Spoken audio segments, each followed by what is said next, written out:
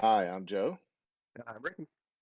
and this is season 4, episode 7 of the Beer and Broadband podcast, which is slated to come out on July 5th, 2021. So, this is our 4th of July episode. Not really like we observed a lot of 4th of July, but I think our drink of choice may be a little 4th of July, maybe. But today we got some good stuff to talk about, and we're going to talk about the Shandy Carib. It's a 0.9% alcohol by volume lager beer with lime. So it's really not an alcoholic beer, or just less than 1%, which is interesting. Um, but I thought it sounded about like a summer drink. It's very highly carbonated. Um, Yeah, but what do you think, Ricky? it's really not too bad. I kind of like this. I mean, you're right that it doesn't taste like you kind of expect most candies to, since most candies are a little bit more alcoholic. There's like a bit more of that beer flavor in them. But it's a very nice kind of like lemon limey citrus drink. It kind of reminds me of Yes, like what I think traditional sodas tasted like. Like before we took the alcohol out of them, and the only way you got the carbonation was by fermenting with them. Like right. maybe this is what lemon lime soda, like this is what Mountain Dew would be 100 years ago, sort of thing. I could see that, yeah, or Sprite or something like that. Mhm. I mean, this is a very sugary drink, though. It is, yeah. It's very soda-y in that Yeah, kind of sweetness level. yeah, I mean, it clearly has a little bit of an alcohol flavor to it. Um, it says lager beer with natural flavor and caramel color. Um, Carbonated water, beer, sugar, natural lemon lime flavor, citric acid, and caramel color. Interesting thing, not really my jam normally. It's a little sweeter than I like. But if you Yeah, like sweet stuff, I mean, it's definitely a refreshing something to kind of check out, especially when it's cold. Now, I don't know if you got yours cold or not. probably not full of yours. Only be in the fridge for about 20 minutes. But you're right, and it's not what you expect when you're like going in for an alcoholic drink. It's a little bit too on that sweet side. But this is like a hey, you going on a picnic, or you shouldn't. I don't think you can drink on the beaches, but maybe if where you're from you can. Then yeah, throw this in the ice cooler. Is that sort of drink. You'd use it in the same place you would like any of those lemon lime citrusy sodas. Right. Yeah, definitely. I mean, I think if you wanted something that was like a Sprite or a 7 Up kind of alternative that had that kind of flavor, it definitely has the shandy flavor too. I mean, it's like lemonade mixed with beer. It's got a lot of those flavors. It's not it's very sweet. It's got a lot of sugar in it. Yeah, I probably won't be finishing my whole bottle, just because I don't really want to go into a diabetic coma. You yeah. know, If this thing tastes like if you would let it ferment dry, it'd be like 7 or 8%. right, right. Um, so I think probably what they did with it is they brewed a very low ABV beer and then just kind of crashed it and stabilized it and then mixed it with this um, like lemonade thing that they've made to be able to create the flavor profile they're looking for. Yeah, I could see that. They made something that was really going to be probably 3 or 4% in a light beer, and then just mix that in with whatever this, citrus drink thing is. Yeah. So speaking of citrusy drinks and pools and refreshments and things like that, it's 4th of July in the U.S. For anybody that might not listen, to us from the U.S., the other people that do will know. But we generally observe if it's a weekend day that the 4th of July happens, we observe it like the day after. So like for us, it's like on the 5th that we're observing it. But I am not planning on doing anything. I might go to a local pool and uh, and swim for a bit. But what about you? You got any plans for Fourth of July? Yeah, we did. Whole family's getting a little sick, so probably not anymore. But before, we were gonna go to one of my wife's friend's brother's house. He's out of the country right now because he does a lot of international work, and he has a pool and some stuff. We're gonna do a grill out. Last year with them, they own a little bit of farmland. We went up and like saw their horses with the kid. I don't think the kid's probably into it this year, so we will probably get some hot dogs, hamburger stuff. Just make it here, kind of just relax. Maybe drink some of these now that I've got a 6-pack of them. Maybe drink a few, right? Um, so let's talk about the Focusrite 18i8. So that's the our last 4 episodes of Beer and Broadband were recorded on that. Unfortunately, I couldn't figure out how to get it to work properly with um, Discord for us to use it uh, this time. I think there was some issue. Maybe I didn't install the right driver or something like that. But so give me your impression of it. Kind of what you think from a person who I don't think really like deals with or knows a lot about audio interfaces other than kind of what we, you know, started Yeah, with. I am certainly no expert or in any way educated on the matter, um, but it looks real nice. And we've listened to some samples after recorded it, and there is a significant improvement in the audio. So it's Yeah, certainly doing its job. yeah, absolutely. I mean, um, it really makes the audio uh, just sound so much more. I don't know, like a broadcast. Mm-hmm. I mean, right now we're using because of you not feeling well and everything, we're distance apart, and we're using um, you know just kind of headphones and the mics that are built into it. So the recording just won't sound nearly as good. But that Focusrite, man, it makes it so much easier, and we can have 8 instruments or head or mics or whatever plugged into it and record all of them. Mm-hmm. It's really really nice. We probably don't need more than 4, but yeah. So it's a very popular device too for people to use for broadcasting or anything like that. So especially if you're like streaming or something like that, you have multiple mics, or if you're recording, you know, audio and video at the same time. Um, I have that other channel that I do, and or a YouTube channel that I do. It's not really an other channel, but yeah, and I use it for that too, and it makes a huge difference on what you can do and what audio you can pull in and things like that with it. So it's pretty nice. Um, yeah, I just thought it'd be a nice thing to talk about since we recorded last time. We recorded with it. People could obviously hear the difference, and then we could kind of say, this is what this looks like, um, Mm-hmm. and how it sounds and everything.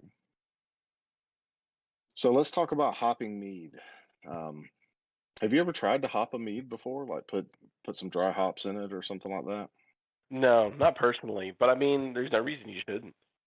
Uh, I treat it in my mind. I've not done it, but I would imagine it works the same way as you adding any other herb, right?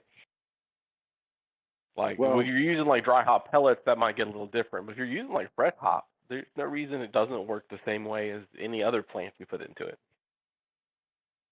I'm specifically talking about like the pellets that you'd use for beer, or dried hops that you would Mm-hmm. drop inside of the mead. So I have this, on that other thing that I do. I have made like an experiment where I was seeing if it made a difference with just from like start out for like a couple of 1 gallon batches, if I did a sprinkle versus a starter for my yeast. And because the wisdom is do a yeast starter. And I mean, there's some things like legit, it helps the colony to build better. It gives it kind of a kickstart to go. But as far as like speed or taste, it doesn't really seem to affect anything. So the sprinkle versus yeast starter was just an experiment that I did. And so I've got all these 1 gallon batches. I was trying to do something with it. And I took one of those orange blossom honey batches and put some hop pellets in it. Some just, Yakima Chief, I think it's P53 hop pellets into it. And yeah, man, it really, so I understand why people would have done this to like really sweet things. I personally generally don't like hops too much. I like them in they're necessary like pepper or salt to be able to balance the flavors of something. But like when it's really really hoppy, it's not my favorite thing. So I having that put into the meat, I was kind of expecting it to be something that, well, I'll give this to other people. But now I don't know, man. It kind of like gave it like a creaminess and some other stuff like that. And I'll go like really into depth and like how that affected the mead from putting it in till I took them out. But yeah, it just was a really interesting thing to do. Okay. And I think people should try it if they're gonna brew, like maybe hopping a wine or hopping a mead and see, especially if it's a sweeter one that maybe is a little cloying, that can pull back some of that sweetness to Yeah. make it a little bit more balanced. Yeah, well, I can definitely see that. I mean, at the end of the day, whether it's fresh or dried or pellet, it's just another herb that you're putting into your brew. As long as you like those flavors and can account for those flavors in the recipe, no reason not to. Because you're right. When you go to the historical argument, like, man, people used to really do this very heavily. That was generally like for preserving, because that's where the IPA came from. The reason that one's so bitter and so hoppy is they like doubled or tripled the amount of hops they're putting in to help the alcohol stay, preserved on the trip all the way to India. So, do some people like those flavors? Sure, yeah. But they're no longer the kind of like necessity for shelf life. We're not putting this thing in a barrel and taking it on a 6-month journey. If it's 4 or 5%, it's in a can or a bottle that's sealed. It'll stay pretty well in the fridge. You don't have to worry about that sort of stuff anymore. So, just put in what makes it taste the way you like. Yeah, absolutely. And I think I think it's a good experiment to do too, because if you have like a 1 gallon batch and you've made like, two similar wines or meads, or even beers, playing around with different hops is a great way to like kind of dial it in and get a better product than maybe what you get just by default But yeah, at the store. especially the way hops are now. I mean, it's almost like we've cultivated all these different types of grapes for their flavors and wines, and people have really cultivated a lot of different hops, get different flavor profiles. I mean, one of the beer stores I used to go to, they had fresh hops, and they had like 50 or 60 of them. This is a whole room just dedicated to fresh hops that you could go in and put in your beers, because they all had different flavor profiles to different things. There's a lot of like room for experimentation and fun there. All right. Well, let's talk about Total Wine and how it's using Instacart to deliver alcohol now. So, yeah, I know we both have used it in the last couple days. Before, at least in North Carolina, you had to get alcohol either by having an order over $100, and then they would deliver to you, or you had to like do their pickup service or something like that. It was kind of kludgy. Um, and Instacart's not wonderful. It's kind of expensive, and it has like some extra stuff that um, doesn't doesn't really make it always viable. But in a situation like what both of us are in, where I'm having to take care of a dog that needs like pretty much 24-hour attention, and you're having to um, do like some family stuff and take care of your family, because of illness. It's it it, in our situation is really useful, right? Oh yeah, But yeah. yeah, and being able to do it right from the website was pretty awesome. So kudos to Total Wine to stepping up and kind of becoming part of the online delivery game. I don't know. Yeah, Your experience seemed like it was pretty good too, right? oh yeah, it was super easy. I mean, the fact that I could wake up this morning and be like, okay, I'm not feeling super great, but I could probably still record, to then see that the rest of my family was sick, so whatever I have is contagious, and just like have to back out of that and be like, oh, okay, well, what are we gonna do? And you just send me links to stuff on Total Wine, toss in the cart, got it delivered same day before we did the recording. And I'll say this, I do like that the Instacart they're running is simply the delivery service. I've got a big problem with like the Instacart, like it takes over the website, and you go to its Instacart version where everything's like increased in price, and then you still have to pay a delivery fee. Like all I had to do with Total Wine was pay the delivery fee, which was like $7 for same day delivery, and the minimum was no longer like 100, it's only $25. So I just got like an extra bottle of wine with it, and boom, there you go. Exactly right. Hey, it's a pretty good experience. So the yeah, I mean, I kind of fumbled through that. I got distracted. But the Total Wine delivery, if it's available in your area, definitely a step up. But maybe they're only doing that here in North Carolina because they can, and maybe in other areas they're using some other service. So um, yeah, Yeah, uh, maybe. Who the delivery person is may change by location, but for some reason, I don't know if it's the default or maybe I looked at what a Total Wine one time wrong and it messed up my cookies or whatever. But it thinks I'm in California. So yeah, it's same thing with me. It says by default I'm in Sacramento, which yeah, so I I'm put everything in nowhere my near. cart and stuff as if I was in California, and then last minute was like, oh wait, that's not right, and set delivery with the right address, and boom, it just worked.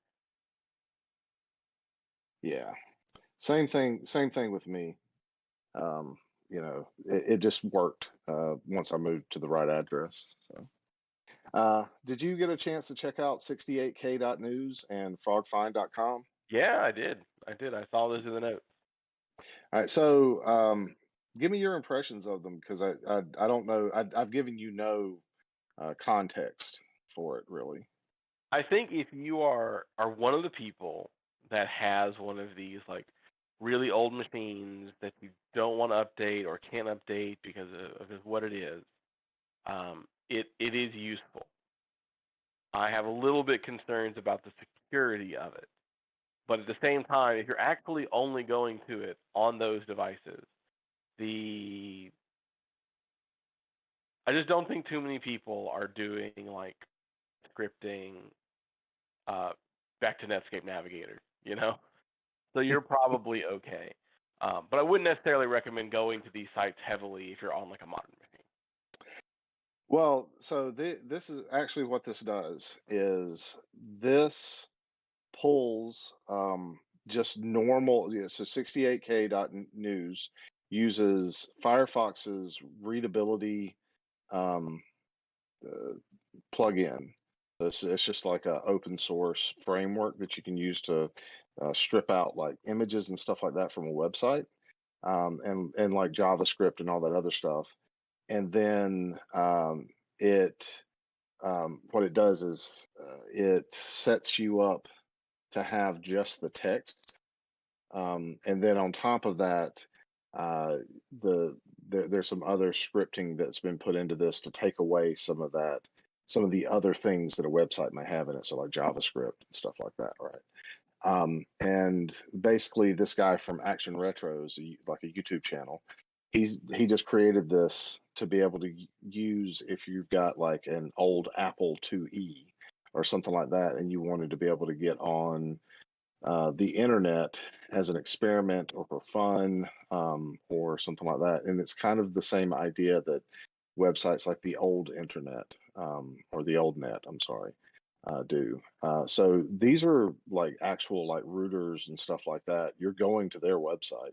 It's just their website with um, none of the plugins and scripts and PHP and everything like that. That's just the HTML and the text, and that's it. Um, Yeah, I mean so the bigger thing I was more worried about is just like there's no signed certificates here. It's all HTTP. right, And a lot of like, yes, we're using plugins to generate it. So it's definitely safer than if someone just like was doing it by hand. There's none of the modern like protection systems in here. Like you can open up one of these articles, go and actually look at the site, and it's 15 lines. I mean, I'm looking at one right now. But yep, they're just taking all that text, they're reading it in, just putting it in the straight body. So again, like it's not dangerous in the sense that like I would tell people to avoid this site, but it wouldn't be where I would get that news as opposed to like if I had a problem with like who's the like the rooters, yeah, it's the first one here. If their ads were really bothering me, I'd throw on like an ad blocker to be able to take advantage of the HTTPS and stuff like that. yeah. Well, that's not the purpose of this. Oh yeah, It's not. absolutely. That's It's what I'm not for saying. a new It, computer. yeah, It's if you've got the for use old case, computers. Yeah. it's good. Yeah. Absolutely. So I mean, it legitimately though just is a pretty fantastic project, I think. I was just interested in it, and I have things like older computers and stuff like that, Hmm. that I monkey around with on a pretty regular basis. So I thought it was pretty cool just to have around and to know about. And Frog Find is a way to search the internet and look for websites, kind of the same way, and then it just displays it to you, almost like a proxy, the same way that 68k.news does.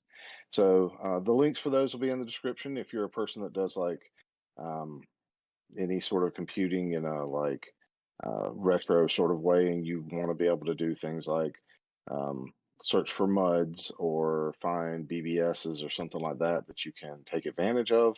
This might be a way for you to do it if you're not, already familiar with other ways to do that. Yeah, Or if I you just mean, want to be able to read the news, on those old machines, it'll set it up for you. yeah. In all honesty, I mean, like you got a machine that fits the use case. This is a great tool to have. I Hmm. knew a guy in college. He wasn't a student; he was a professor. But he had those old like the green screen all in one little PC things that took the big floppy disks.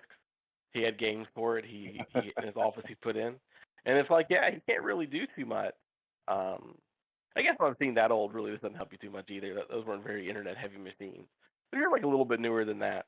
You've got like a legacy machine for purposes of like the software you want to run isn't compatible anymore. You want to play those old games that haven't been ported and things like that. Well, now you can have a lot easier time at least getting some internet connectivity. You know, you get some things. Because I know, I, like the reason it doesn't have HTTPS is I know old machines can't always do that. But you can look up your cat pictures or read your news. That's the first thing I checked on the frog one, frog finds, and typed in cat. Took me right to it. so I love how, like, I can give you, this is a Commodore, this is an IBM, Model 2, or something like that, which I just butchered that. But like I know what those computers are, and you say it's an all-in-one green screen. You can tell that we're from different eras of the computing age. Oh yeah, I just um, never knew which one his was. I've had yeah. my hands on a fair number of old computers, just generally not personal ones. I missed that because like my dad didn't really buy a lot of computers, but when I was doing the independent contracting, one of the services I offered that people took up on a lot was disposing of old machines. And you'd be surprised how old some of the stuff you can pull out of these companies are. You know, oh yeah, we had this in the early '80s, the '70s. Machine brands that I just didn't even know were real. You look them up, and it's like, oh yeah, that was another one that got completely obliterated when IBM hit the field.